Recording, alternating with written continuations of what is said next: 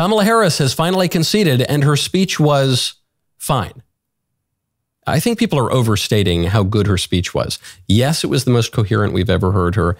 Yes, she was gracious, I suppose, relatively gracious. But first of all, it's a scandal that she gave this speech 12 hours late. It was clear last night that she had lost. She lost in a landslide, an electoral vote landslide. She lost the popular vote. First time a Republican won the popular vote in 20 years. It was over.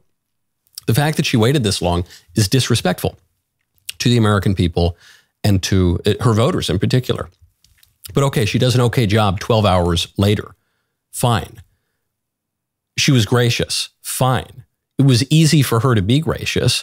She had no business being the Democrat nominee in the first place. When someone runs and wins primary after primary and earns the votes of members of his or her own party and then loses, you can understand why it's so emotional. This woman got further in politics than she ever deserved to get. She was picked as, in Joe Biden's own words, a DEI hire as VP. And then there was a palace coup that installed her as the Democrat nominee without ever having to win a single vote in a primary. So yeah, easy come, easy go. It was relatively easy for her to be gracious. And in fact, the graciousness of the speech was in itself a scandal because the entire basis of the Kamala campaign and of the Biden campaign was that Trump posed an existential threat to the republic, that Trump's Hitler.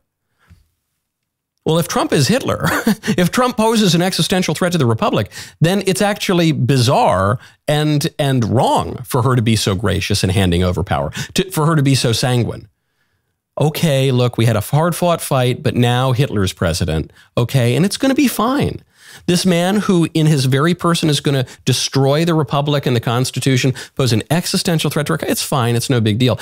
She is admitting in that kind of a concession that she was lying, or that she has just no judgment whatsoever now, but really it's the former, that they were lying when they said that Trump was Hitler, that he posed an existential threat to the republic. And those lies justified his assassination, which nearly occurred. Came very near to occurring when he got shot in the ear, and then almost occurred a second time too. So, yeah, okay.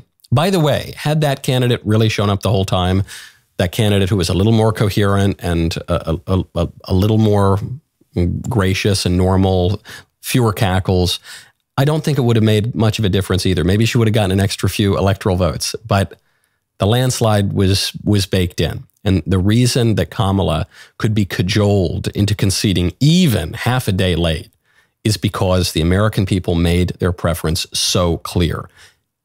Nobody really wanted this woman to be president. And the majority of Americans in their states through their electors made clear they wanted Trump to be the 47th president. And just the outright majority of Americans wanted him to be president. They don't want to hear from this woman anymore. And now we will not have to. Joy cometh in the morning.